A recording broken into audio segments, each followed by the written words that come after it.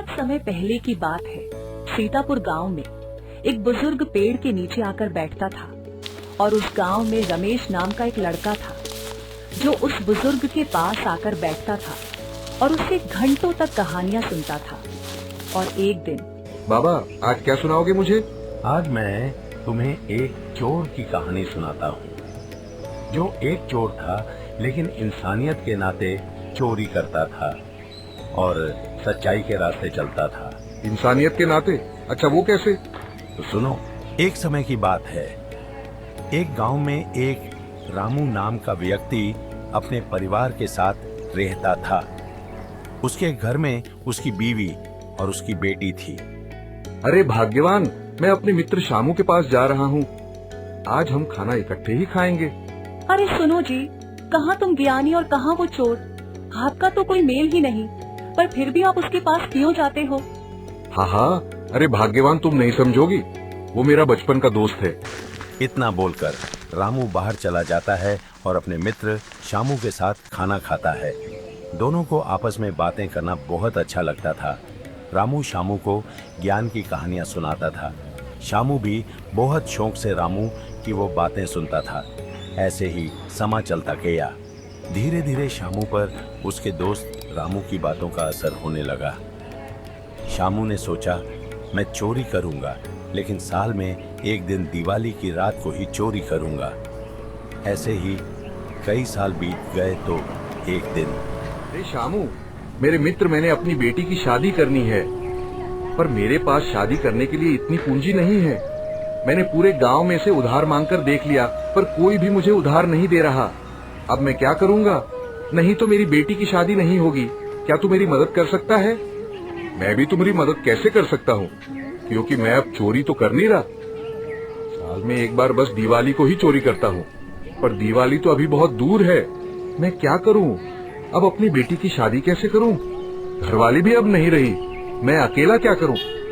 रामू, तू घबरा मत मेरे मित्र, मैं कहीं से इंतजाम करता हूँ। मुझे 10 दिन दो।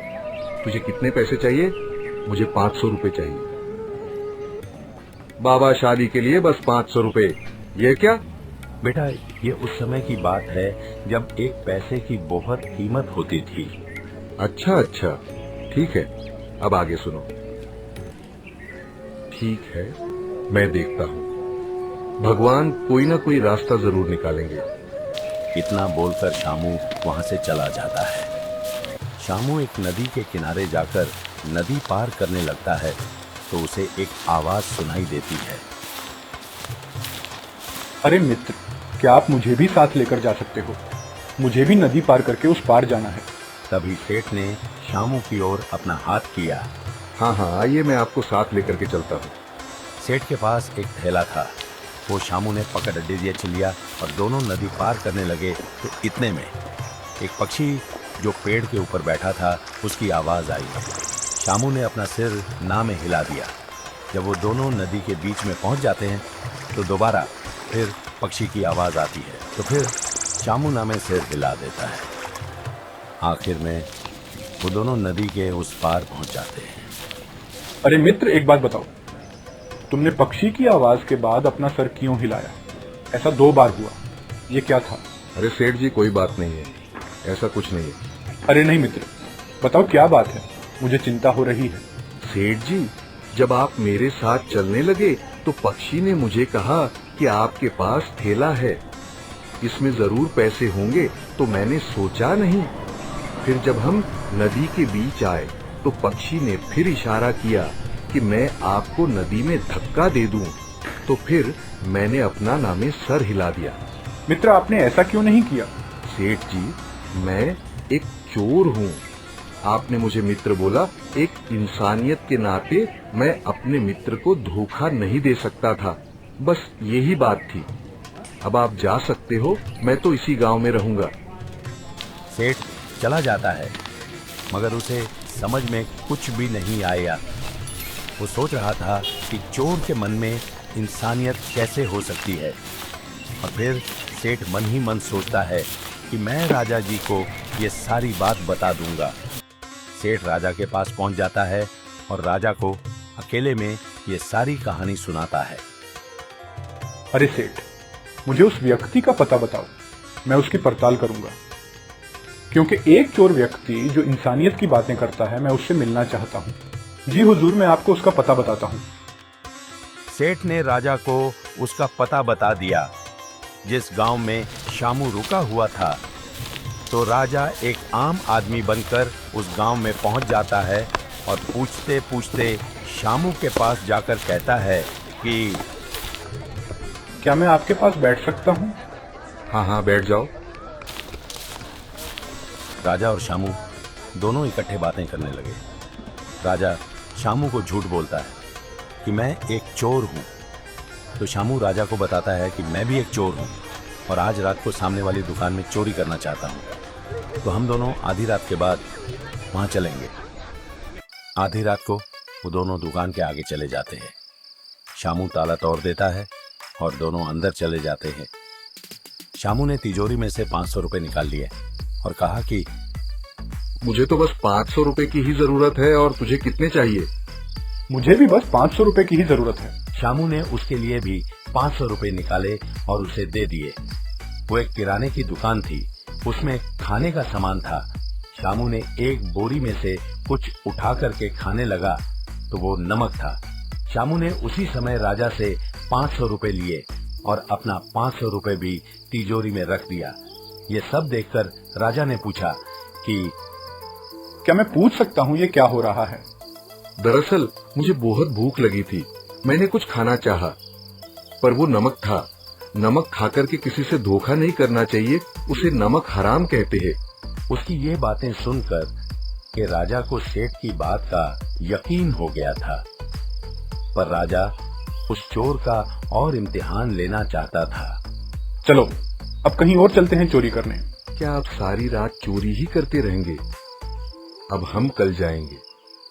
दूसरी रात भी राजा एक आम आदमी बनकर के आया और उस शामू चोर को कहता है कि आज हम राजा के खजाने को लूटते हैं। पर मुझे राजा के खजाने का रास्ता नहीं पता। वो मुझे पता है।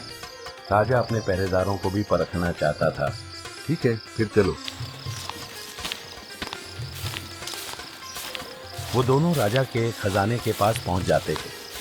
तो राजा वहां देखता है कि उसके पहरेदार सो रहे थे। एक कुत्ता था, वो भी सो रहा था। राजा ये सब देख करके हैरान हो जाता है। जब शामू ने ताला तोड़ा तो उसी समय एक पक्षी ने आवाज दी, तो कुत्ते ने चू चू किया। शामू जब अंदर जाकर तिजोरी का ताला तोड़ने लगा तो फिर पक्षी ने आवाज दी और कुत्ते ने चू चू किया। तो शामू ने उसी समय राजा को अंदर बुलाया और कहने लगा कि मैं एक चोर हूँ और आप यहाँ के स्वामी हो, राजा हो। आपने मुझे रंगे हाथ पकड़ लिया। आप मुझे जो सजा देनी चाहते हो वो दे दो, मुझे मंजूर होगा। उसकी बातें सुनकर के राजा हैरान था और कहता है कि तुझे कैसे पता कि मैं ही राजा हूँ?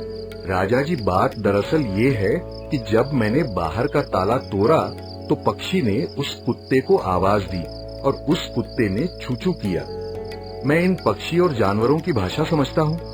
पक्षी ने कुत्ते को कहा था कि ताला टूट रहा है और तुम सो रहे हो, तो कुत्ते ने जवाब दिया, मैं उस समय भौंकता हूँ जब चोर होता है, पर ये तो खुद ही राजा हैं। जब मैं तिजोरी का ताला तोड़ने लगा तो दोबारा फिर उन्होंने ये ही सारी बातें करी।